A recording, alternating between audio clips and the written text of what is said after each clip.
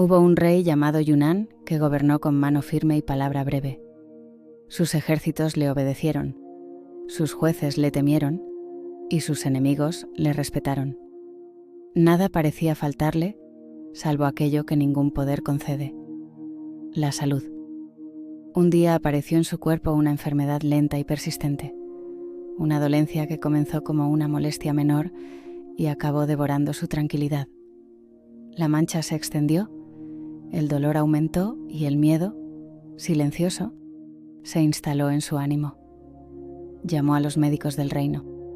Vinieron los más célebres, los mejor pagados, los más adornados de títulos y promesas. Unos aplicaron ungüentos, otros sangraron al rey, otros recitaron fórmulas antiguas. Ninguno lo curó. Algunos agravaron el mal. Otros callaron su ignorancia por temor a perder la cabeza. El rey comprendió entonces que el poder no servía contra el cuerpo y que la corona no protegía del deterioro. La noticia de su enfermedad recorrió el palacio y la corte entera olió el peligro. Los cortesanos midieron palabras, los aliados calcularon distancias y el visir, hombre astuto y viejo en intrigas, observó en silencio. Sabía que la enfermedad de un rey nunca era solo una cuestión médica, sino un asunto de equilibrio y supervivencia. Un día llegó a la puerta del palacio un hombre extranjero, de aspecto sencillo, sin séquito ni alboroto. Dijo llamarse Dubán. Afirmó ser sabio. No pidió oro ni cargos, solo audiencia. Los guardias se rieron, pero la insistencia tranquila del hombre llamó la atención de un chambelán, y finalmente lo condujeron ante el rey. Yunnan lo miró con cansancio y desconfianza. «Habla», dijo. «Si vienes a prometer milagros, ahorrarás tiempo marchándote». Dubán respondió sin elevar la voz. «No prometí milagros. Conocí su enfermedad. Supe cómo tratarla. Vine porque puedo hacerlo sin dolor ni sangre». El rey lo observó con escepticismo. Muchos dijeron lo mismo. Muchos mintieron, replicó Dubán. Yo no pedí nada a cambio. Aquella respuesta intrigó al rey, que ya no tenía paciencia para engaños. Permitió que el sabio explicara su método. Dubán sacó una bola de madera perforada y un pequeño mazo. «Golpearéis esta bola cada día», dijo. «Caminaréis después hasta sudar. Repetiréis el gesto con constancia. La sangre volverá a fluir como debe». «¿Eso es todo?», preguntó el rey. «Eso es todo». «¿Y tu recompensa?». «Que viváis», respondió Dubán. «Lo demás no me pertenece». El rey aceptó más por desesperación que por fe. Golpeó la bola. Nada ocurrió. Insistió. Sintió calor. Sudó. Repitió el ejercicio durante días, luego semanas. La mancha se redujo. El dolor cedió. La enfermedad retrocedió hasta desaparecer. El rey sanó. La alegría fue grande y pública. Yunnan abrazó al sabio ante la corte y proclamó que le concedería todo cuanto pidiera. Dubán lo agradeció, pero rechazó palacios, tierras y cargos. «Quien cura por ambición», dijo, «daña por ambición. Yo no deseo depender de su favor». El rey insistió, sorprendido y halagado. El sabio aceptó solo permanecer en el reino, libre y sin obligaciones. Aquella negativa, sin embargo, sembró inquietud en los corazones más atentos. El visir observó al sabio con una mezcla de temor y desprecio. Vio cómo el rey lo escuchó con respeto. Vio cómo el pueblo comenzó a nombrarlo con admiración. Y sintió que su influencia peligra.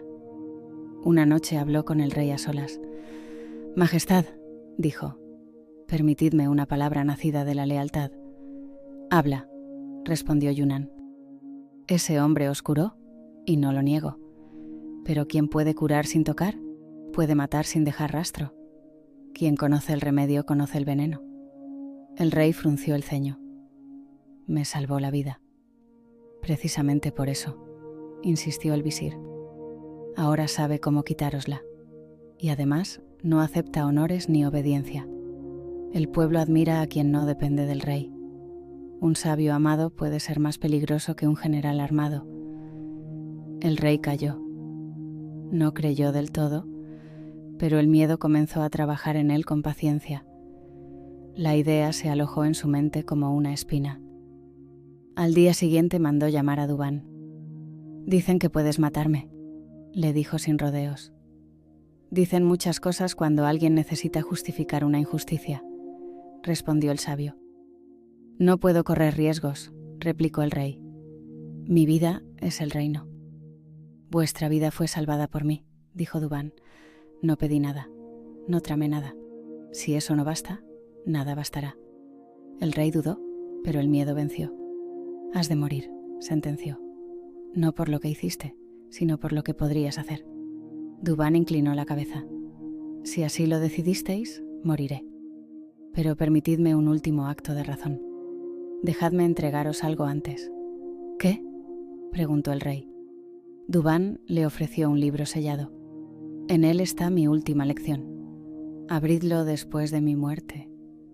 Si aún os queda juicio, comprenderéis». El rey ordenó la ejecución.